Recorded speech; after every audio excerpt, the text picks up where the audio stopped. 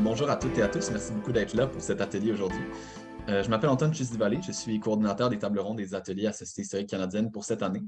Et aujourd'hui, on a la chance de tenir notre troisième atelier développement professionnel qui s'intitule La rédaction d'une thèse ou d'un livre, échange sur la gestion d'un projet d'envergure. Et on a la très grande chance d'avoir Serge Dupuis comme présentateur avec nous aujourd'hui. Né à Sudbury, Serge est titulaire d'un doctorat et il est aussi membre associé de la chaire pour le développement de la recherche sur la culture d'expression française en Amérique du Nord, soit le CEFAN, à l'Université Laval. Il offre aussi des services d'écriture, de formation, d'accompagnement en lien avec l'histoire politique et institutionnelle dans les francophonies nord-américaines. Mais je vais le laisser se présenter un petit son parcours un petit peu plus tard par lui-même. La session d'aujourd'hui va être enregistrée pour la présentation de Serge, mais pas pour la période de questions. Donc, n'hésitez pas à poser les questions si vous en voulez. Elles ne seront pas enregistrées ni diffusées par la suite par la Société historique canadienne. La rencontre d'aujourd'hui est en français, mais si vous voulez poser des questions dans les deux langues, c'est possible aussi une fois que Serge aura fini sa présentation. Donc, j'arrête de voler l'espace. Maintenant, je laisse la place à Serge qui va nous présenter son atelier d'aujourd'hui. Oui, ben merci de cette gentille présentation, Antoine.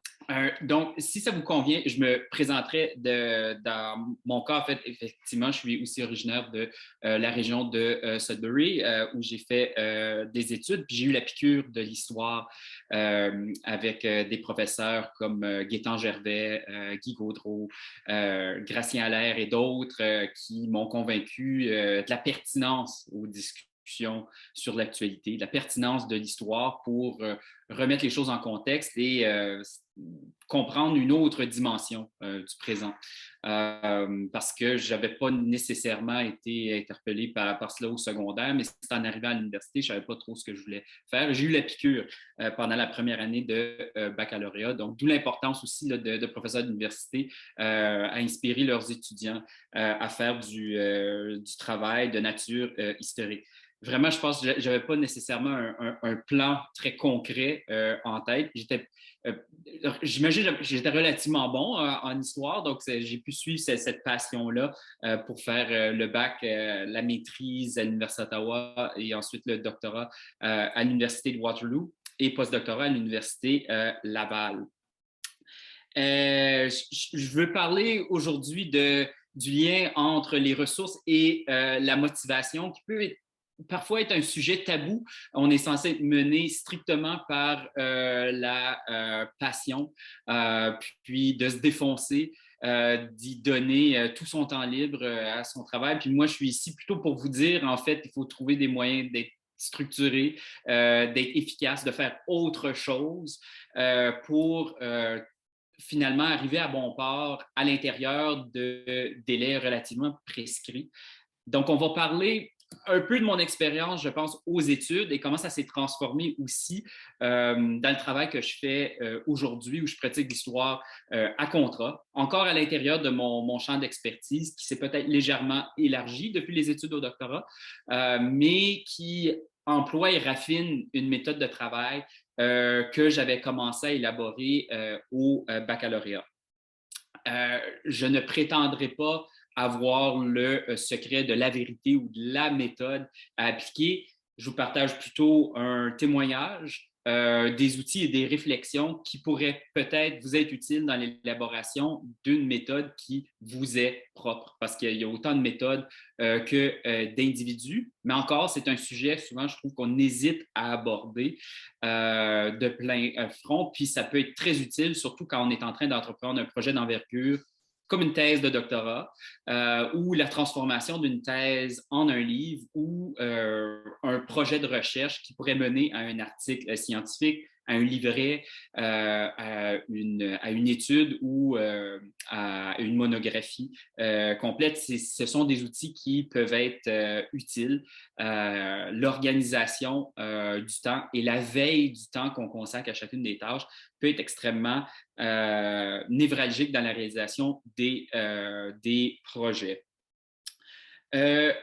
D'abord, à la maîtrise, j'ai eu une bonne expérience à la maîtrise parce que j'avais eu l'occasion de faire un mémoire de baccalauréat en quatrième année, parce qu'en Ontario, on a des baccalauréat de 4 ans, qui m'avait permis d'écrire une dissertation, un mémoire basé sur la recherche fondamentale d'à peu près une quarantaine, une cinquantaine de pages. Donc, lorsque je suis arrivé à la maîtrise, j'avais déjà une certaine expérience. Puis l'avantage que j'ai eu à la maîtrise, c'est que mon corpus de sources était très limité. En fait, j'avais très peu de sources écrites et il a fallu que je pratique l'oralité. Ça a été une belle découverte parce que je fais de l'oralité comme source secondaire dans la majorité de mes projets, étant donné que j'étudie l'histoire du Canada français au 20e et maintenant 21e siècle, parce que voilà, nos projets débordent sur le 21e de nos jours. Ça a été une bonne expérience et aussi une expérience avec certains défis qui ne m'ont pas tout à fait préparé au doctorat où là, vraiment, j'étais confronté à une abondance de sources parce que j'ai étudié un mouvement international qui s'était retrouvé sur les 4 continents de la francophonie. Donc, j'aurais pu circuler le globe à la recherche d'archives, puis d'articles de journaux, puis d'entrevues. Il a fallu que je fasse des choix et puis que je décide en fait d'aller puiser dans certains fonds plutôt que d'autres et d'ajuster les priorités de recherche au fur et à mesure que j'avançais dans le projet. Donc, dans chacun de mes projets, j'ai toujours une espèce de liste, une bibliographie organisée en ordre de priorité. Pas organisée en ordre alphabétique, mais en ordre de priorité. Et j'ai fonctionné de cette façon-là pour mes champs de lecture au doctorat. Et puis, j'utilise cette méthode-là aussi quand je suis en train d'élaborer un projet, c'est-à-dire lorsque je termine une lecture, je la raye de ma liste et ensuite je me demande si je n'avais qu'une chose à lire. En fait, je devais terminer le projet là, à la fin de la journée demain. Quelle serait ma prochaine lecture? Donc, je réévaluais les priorités. Je continue de faire ça. Je réévalue les priorités de lecture à chaque fois que je dépose un article ou que je dépose une monographie. Je la mets à jour. Et puis, ça peut sembler un peu irritant de terminer sa journée comme ça, de prendre 10-15 minutes pour regarder à sa liste, puis finalement de rétablir. Mais c'est parce que lorsqu'on est en train de lire quelque chose, on ne sait jamais exactement ce qu'on va trouver. On peut être déçu par la lecture qu'on va faire, on peut être agréablement surpris. Et puis, les nouvelles connaissances qu'on va acquérir dans ce processus-là vont jeter un nouvel éclairage sur les sources qui nous restent à lire. On peut utiliser cette méthode-là aussi lorsqu'on est en train de faire son champ doctoral et qu'on a 5 monographies à lire dans une semaine. Bien, regardez à la table des matières. Dites-vous, si je n'avais qu'un chapitre à lire, quel serait-il? Et quel serait le deuxième et le troisième? Ne lisez pas le livre là, de A à Z. Peut-être vous pouvez commencer avec l'introduction ou la conclusion, mais assurez-vous que s'il vous manque de temps, parce qu'il va vous manquer de temps, c'est un projet en histoire, il nous manque toujours de temps pour tout faire ce qu'on avait envie de faire, bien, au moins vous aurez lu l'essentiel. Vous aurez lu les chapitres qui sont les plus pertinents à votre projet, à vos réflexions intellectuelles actuelles, puis aux besoins concrets du projet, parce que c'est pas vrai qu'il faut tout lire justement pour être un bon chercheur. Au contraire, il faut savoir cibler justement les auteurs et les écrits de ces auteurs qui vont être utiles à la reconstitution d'une problématique. Parce que quand on arrive à la monographie, de toute façon, qu'est-ce qu'on va nous dire de faire? Bien, les 40 pages qui font le tour de ce que l'historiographie a dit là-dessus, larguez-moi ça. Si vous pouvez en intégrer des petits bouts au cours de votre développement, mais sinon, gardez que ce qui est utile pour votre problématique et l'élaboration de votre problématique pour indiquer que vous savez dans quel champ vous vous insérez. À la limite, dans l'élaboration de cette problématique-là, vous n'allez probablement pas citer plus qu'une demi-douzaine d'auteurs. Donc, assurez-vous d'être stratégique dans vos lectures. Il ne faut jamais foncer dans le tas et puis juste se mettre à lire de façon boulimique le plus de choses qu'on peut aller retrouver parce que c'est une recette pour l'échec. On peut arriver à sa rencontre avec son professeur ou avec le champ, puis on a seulement réussi à lire la moitié de ce qu'on avait à lire. On n'a pas touché un livre. Au lieu d'essayer de tout lire, on peut essayer d'élaborer une liste de lecture stratégique parce que pour la prochaine rencontre ou le prochain séminaire, on va en avoir des nouvelles. Et de toute façon, lorsqu'on lit quelque chose, comme je l'ai dit, on peut être agréablement surpris. Il y a des sources dans notre bibliographie qu'on peut mettre au bas de la liste. On peut les mettre dans ce que j'appelle un frigo. C'est-à-dire, c'est une idée qu'on n'oublie pas, mais on la met de côté afin d'y revenir. Puis parfois, on y revient, mais je vous dirais, la plupart du temps, on n'y revient pas. Si on a une hésitation par rapport à son utilité, ça ne reviendra probablement pas. Et il faut aussi prendre en compte qu'il y a de nouveaux titres qui vont émerger comme étant pertinents dans sa stratégie de recherche. Après avoir lu quelque chose, on se dit finalement, il faudrait que j'aille trouver un article sur l'adolescence, par exemple, ou sur l'histoire voyons, des capacités d'agir des organismes en francophonie canadienne, par exemple. Bien, en fait, puis Érudit est là pour nous aider aussi parce qu'on est capable de trouver des recherches par mots-clés de nos jours.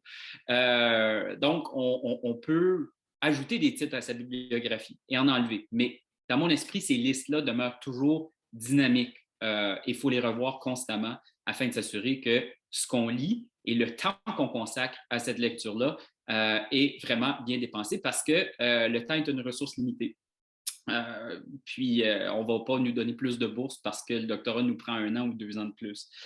Donc, s'assurer finalement que le temps est bien investi, c'est quand même assez important. L'avantage que j'ai eu au doctorat, ça a été d'être boursier et de ne pas vraiment avoir besoin de travailler pendant mes études. Je sais que j'ai eu de la chance, ce n'est pas tout le monde qui a cette chance-là, mais si vous êtes en mesure de vous assurer que votre travail n'est pas une distraction, qui vous permet de vous changer des idées, de passer à autre chose pendant 1-2 journées par semaine, c'est bien, mais il faut vraiment garder le travail doctoral au cœur de ses activités. Pendant ma recherche et ma rédaction, je pense que je consacrais à peu près en moyenne 4 jours semaine à la recherche et à l'écriture. Puis je faisais autre chose pendant 1 journée par semaine. Puis à partir de la 2e année du doctorat, je le voyais comme un emploi. 5 jours semaine, 40 heures. Bon, il y avait des débordements le samedi parfois. Je m'assurais d'avoir des fins de semaine et des soirées afin de survivre dans ce processus-là, parce que c'est très exigeant. Puis c'est pas vrai qu'en se garochant puis en travaillant tout le temps qu'on va finir par accomplir plus. Au contraire, on se fatigue puis on devient inefficace. Puis je vous dirais les meilleures idées qui me viennent par rapport aux prochaines questions de recherche que je vais avoir, aux manières d'organiser du contenu, je les ai quand je suis en train de faire de la course à pied. Bon, j'ai un fils qui a 18 mois qui fait des siestes en poussette. Et ça fait en sorte que j'ai quand même 1 à 2 heures par jour, là, justement, où je peux réfléchir en poussant une poussette à l'air frais. Ça me permet souvent de dénouer des impasses.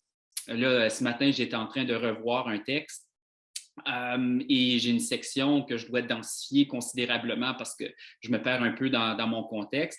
J'ai regardé à ça 5 minutes, puis je me suis dit, ça ne sera pas aujourd'hui. Ce ne sera pas aujourd'hui que je vais aborder ça, je vais devoir y penser et y revenir avec un regard frais demain matin. Quand on dit la nuit porte conseil, c'est vrai qu'il y a des choses qui vont nous frustrer et à ce moment-là, il faut s'arrêter, il faut aller faire autre chose. Lorsqu'on sent que l'écriture ne va pas bien, on ne peut pas écrire tout le temps. En fait, moi, j'ai 37 ans, j'arrive à écrire à peu près 3-4 heures par jour. Au-delà de ça, je suis brûlé, puis je suis en train de faire du volume et ce ne sera pas bon. Il va falloir que je le réécrive de toute façon là, si je fonce dans le tas. Donc, mieux vaut organiser ces journées. De mon côté, je suis plus allumé le matin.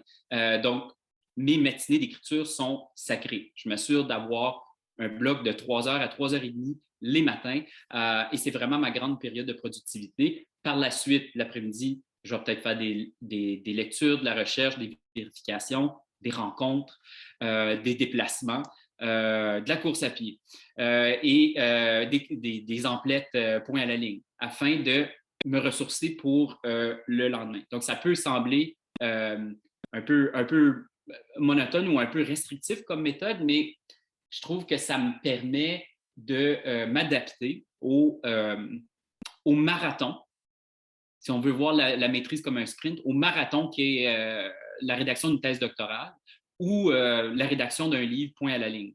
C'est-à-dire c'est un projet de grande envergure qui va nous prendre 1500, 2000 heures, c'est-à-dire n'importe où entre 12 et 24 mois d'ouvrage à temps plein. Si on y travaille à temps partiel, on peut rajouter une troisième année là-dessus. C'est un très, très grand projet. Il faut s'assurer de pouvoir maintenir une cadence. C'est pas dire que ça fonctionne à tous les jours. Il y a des jours où je parviens à faire 4-5 heures. Il y a des jours où je parviens seulement à en faire 2. Puis il y a des jours que j'y touche pas non plus. Surtout les soirs où je me suis fait réveiller de 1 heure à 4 heures du matin. À ce moment-là, hein, je décide de faire autre chose le lendemain, puis de repousser ma journée d'écriture parce que ça ne marchera tout simplement pas. Puis il faut être indulgent envers soi-même aussi. Il y a des jours où ça ne marchera pas. De toute façon, nos listes de tâches sont assez longues pour nous occuper autrement pendant ces journées-là. On n'a pas nécessairement la présence mentale pour écrire ce qui pourrait ressembler à un premier jet très potable qui va devoir être retravaillé, mais qui va être utile. Parce que, en fait, je vous dirais que quand j'ai fait un certain nombre d'erreurs dans la rédaction de la thèse doctorale puis sa transformation en livre, j'ai dû l'écrire 7 fois, cette affaire-là.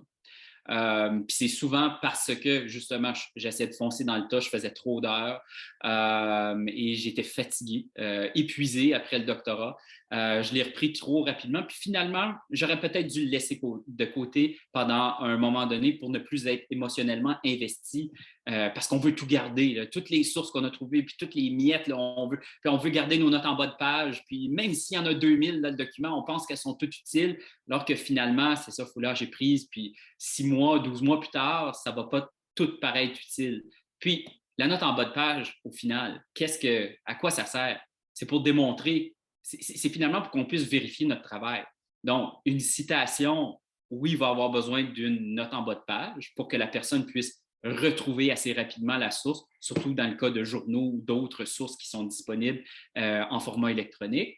Mais aussi pour vérifier le contexte. Donc, pour le contenu qui n'est pas une citation, une note en bas de page par paragraphe devrait suffire. Au final, généralement, les éditeurs, de toute façon, ne veulent pas plus que ça.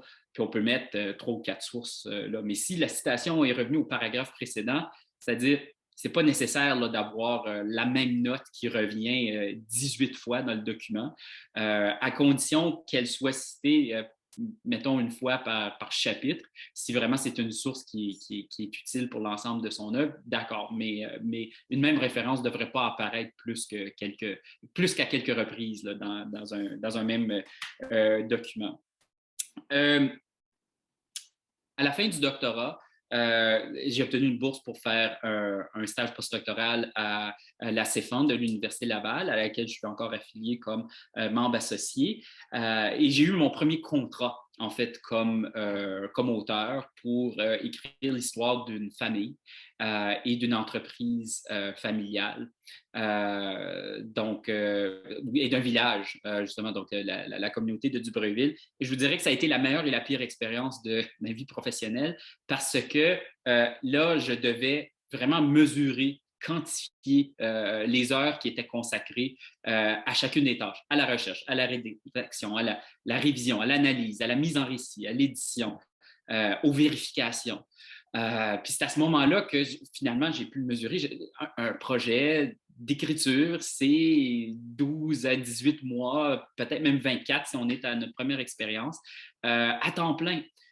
Il faut le voir comme ça, il faut le découper de cette façon-là afin d'être rassuré que, justement, jour après jour, on avance progressivement dans la réalisation du projet. Donc, estimer les heures, c'est pas facile. Et d'ailleurs, je vous dirais, la plupart ou plusieurs de mes collègues qui ont fait une tentative de passer à l'histoire à contrat, ça a été un échec parce qu'ils ont véritablement sous-estimé le nombre d'heures que ça leur prenait faire un projet de recherche. Donc, j'ai un collègue, par exemple, qui a fait une histoire d'une organisation, c'est 75 ans. Il a accepté un contrat de 10 000 ça lui a pris 6 mois à le faire. OK, je n'ai pas besoin de... Il a perdu sa chemise là, à essayer de faire ce projet-là. En partie parce que c'était le cas, parler d'argent, on a l'habitude d'être boursier, puis on n'a pas l'habitude de mettre un chiffre sur le travail qu'on fait. Puis moi, je vous dirais, la manière de faciliter cette conversation-là, c'est d'utiliser d'une certaine façon les taux du marché. Puis là, je sais, là, je parle comme un capitaliste pourri, là, mais l'idée de prendre un travail et dire, ben, en fait, si je réalisais ce travail-là à titre d'assistant de recherche à mon université, je serais payé une trentaine de dollars. Si je suis à l'Université d'Ottawa, ça serait 44 le taux. Si j'ai un doctorat, ben là, c'est probablement une cinquantaine. Et puis, si je suis en train de travailler dans mon sujet d'expertise, j'ai un certain nombre d'expériences dans la consultation, mais là, ça peut augmenter par la suite. Et il faut regarder, en fait, à nos collègues. Donc, si j'avais une maîtrise, puis je travaillais pour la fonction publique, puis je regardais aux bénéfices, ben, combien est-ce que ça me donnerait comme salaire par année? Bon, je gagnerais 60 000 plus un certain nombre de bénéfices. J'arrive à un 90 000 dans l'année avec l'instruction que j'ai puis l'expérience que j'ai. Bon, ben, retranchez ça au niveau du nombre de jours que vous allez travailler dans l'année et puis le nombre d'heures que vous êtes capable de faire du travail productif dans la journée. Et là, on parle de probablement une moyenne de 5 heures. Si vous avez de la chance, 6 ou 7. Mais au-delà de ça, c'est pas vrai qu'on peut faire de la recherche et de l'écriture 8, 10, 12 heures par jour. Je ne connais personne qui fait bien ça. On peut le faire, on peut consacrer cette quantité-là d'heures au projet. Mais tes meilleures heures, ce sont les 5, 6 et 7 premières. Par la suite, on est inefficace parce qu'on est fatigué. On n'est pas des machines. Donc, à un moment donné, c'est un travail de réflexion. Ça veut dire qu'on a besoin d'être bien reposé et bien ressourcé aussi pour faire son travail de façon efficace. Ça fait en sorte que aujourd'hui, par exemple, quand on me propose de faire un projet pour une monographie, par exemple, ben, j'ai un outil qui est quand même assez raffiné pour présenter le travail par étapes. Et là, ce que je vais vous montrer, je vais vous faire un partage d'écran d'un tableau que j'ai soumis récemment pour un projet de livre sur 2 ans. Et là, ça va vous souligner les étapes. Donc, vous voyez ici, je l'ai divisé en 7 étapes. La recherche exploratoire, où finalement, je regarde c'est une espèce de repérage de ce qui a été écrit sur votre organisation ou sur votre sujet. Je résume quelques sources, puis je développe une bibliographie puis un échéancier. Par la suite, la première étape de recherche, c'est vraiment encore un certain nombre de jours. Là, j'ai mis une cinquantaine de jours.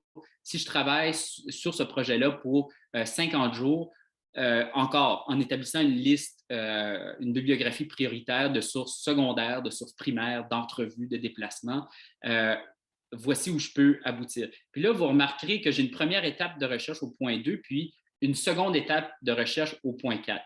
C'est en partie parce que dans les sujets où je travaille souvent, parce que j'étudie très souvent la francophonie canadienne, les ouvriers, c'est des populations qui sont très peu documentées à l'écrit. Donc, les sources sont éparpillées, ça nécessite presque toujours des entrevues.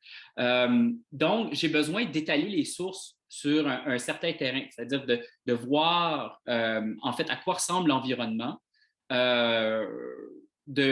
d'essayer de faire une première mise en récit, une première organisation, analyse, écriture, qui vont me permettre par la suite de développer un questionnaire d'entrevue et de développer une nouvelle bibliographie de sources prioritaires. Donc, je fais ça en 2 temps pour faire une espèce d'inventaire. Encore, je mets 50 jours, ça veut dire c'est 2 mois et demi de recherche. Par la suite, je mets à peu près 2 mois et demi d'organisation de ces sources-là, d'analyse et d'écriture. J'essaie de faire un premier jet à partir de ces sources-là.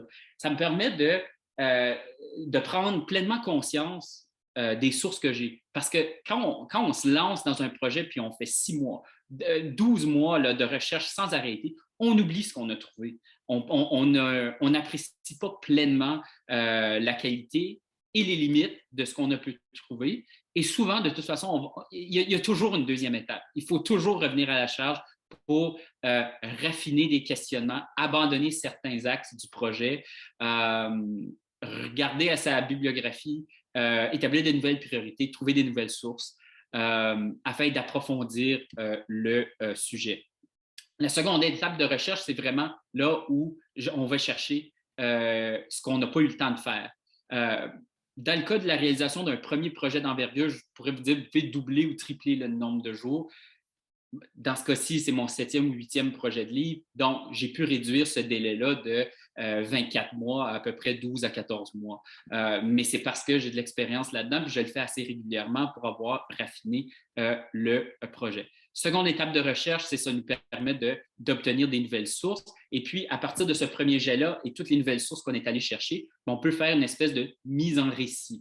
Les historiens, pour les historiens, parce que souvent nos ouvrages s'adressent au grand public, à un public savant, mais aussi à un public instruit un peu plus élargi, eh bien, le récit est important. Donc, il ne faut pas que ça sente comme une thèse, sinon les éditions du Septentrion ou les éditions du Boréal ou d'autres maisons d'édition ne voudront pas le publier. Ils vont dire la thèse est disponible en format PDF en ligne. On n'a pas besoin de transformer ça en livre. En fait, si on veut le transformer en livre, c'est qu'il y a une autre étape, une espèce de mise en récit.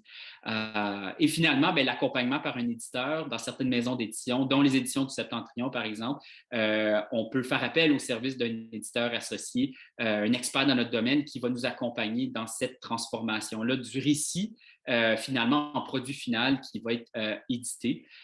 Puis au final, la publication du livre, là encore, si vous êtes dans le domaine public ou privé, parfois il faut venir avec une subvention.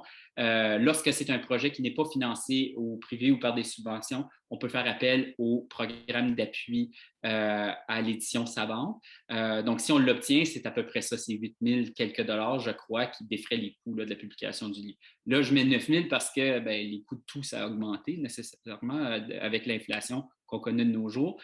Donc, ça vous donne une idée là, de ce à quoi on peut s'attendre. Donc, c'est tout clair comme étape, comme fonctionnement. C'est une méthode qui est rodée. Je dirais un tableau clair comme ça m'a pris quand même jusqu'à peut-être l'an dernier là, pour le présenter de cette façon-là.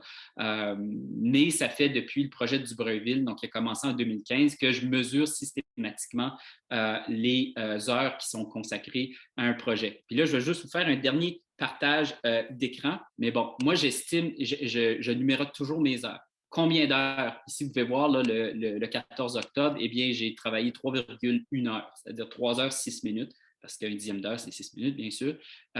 Puis, je suis arrivé à relire combien de pages? Bon, j'ai relu 16 pages de mon texte. J'avais 339 pages au départ, j'en ai coupé 4. OK. Donc là, je continue là-dessus. Vous allez voir que ce matin, j'ai travaillé 2,8 heures, puis je suis arrivé à la page 146. J'ai réussi à couper 44 pages dans le texte. Donc, je suis en train de resserrer tout ça. Comment est-ce que je le sais que je vais terminer probablement mercredi? Bien là, je vous invite à regarder à mes moyennes. OK, puis c'est de la mathématique, là. Mais là, je regarde combien d'heures est-ce que je suis capable de relire finalement.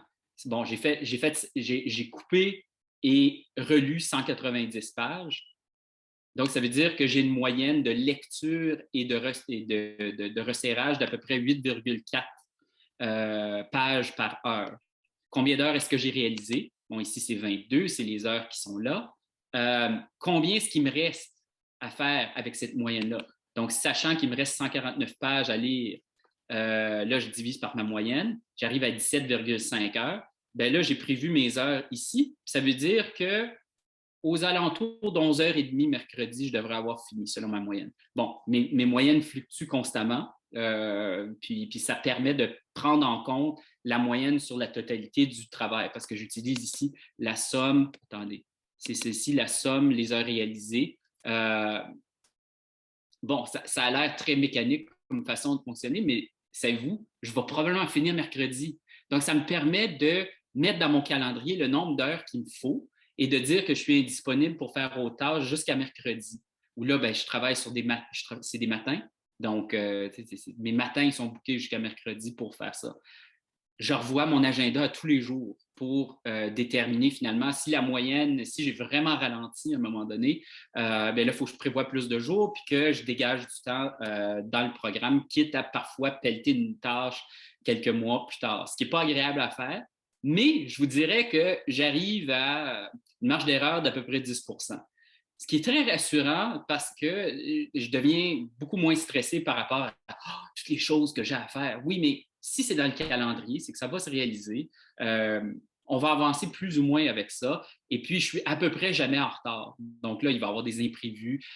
Hier, Lucien mon fils avait un rendez-vous au médecin. Il a fallu que je largue l'administration que je devais faire en après-midi. Donc là, mon horaire est un peu plus serré. Sauf que ma moyenne de travail a quand même été maintenue. Ça nous permet de calculer son taux horaire et le nombre d'heures. Là, je vous invite à regarder à la cellule A1034. Depuis le début de ce projet-là, en 2019, j'ai mis 1431 heures. Ça veut dire l'équivalent de 57 semaines. Donc, tu sais, quand je vous parle d'un projet qui est de 12 à 14 mois, j'y arrive à peu près exactement dans ce cas-là.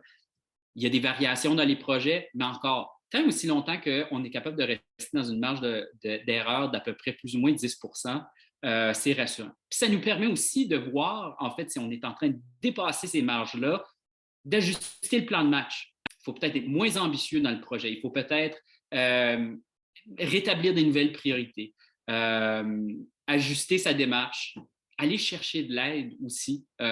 Puis je vous dirais que l'appui d'une personne qui est en mesure de faire de la révision linguistique ou qui est en mesure d'aller faire de la recherche sur le terrain, très souvent, je vais sous-traiter l'ouvrage, je vais embaucher des étudiantes ou des étudiants dans la ville où le fonds d'archives se trouve afin de numériser des archives. Ça sauve énormément de temps aux chercheurs lorsqu'il ou elle est en train de faire son projet. Donc, même si notre réflexe, c'est de dépenser rien quand on est en train de réaliser des projets comme ceux-là, si on est en train de manquer de temps, ça peut être très utile aussi de s'embaucher un peu d'aide pour finalement faire la partie du travail qui a vraiment besoin d'être réalisée par la chercheuse, le chercheur en question. On ne vous reprochera jamais d'avoir d'avoir embauché quelqu'un pour photographier des archives ou faire de la révision linguistique sur votre texte. Au contraire, on va vous féliciter d'avoir été efficace. Vous ne pouvez pas embaucher des gens pour lire vos sources pour vous, pour écrire le texte pour vous. Ça, il faut que ça reste faut quand même rester auteur et père ou mère intellectuelle là, du travail qu'on est en train de faire. Mais il y a moyen de naviguer au travers de ça en maintenant un certain contrôle sur la réalisation du processus. Parce qu'en histoire, la quantité de sources est généralement infinie.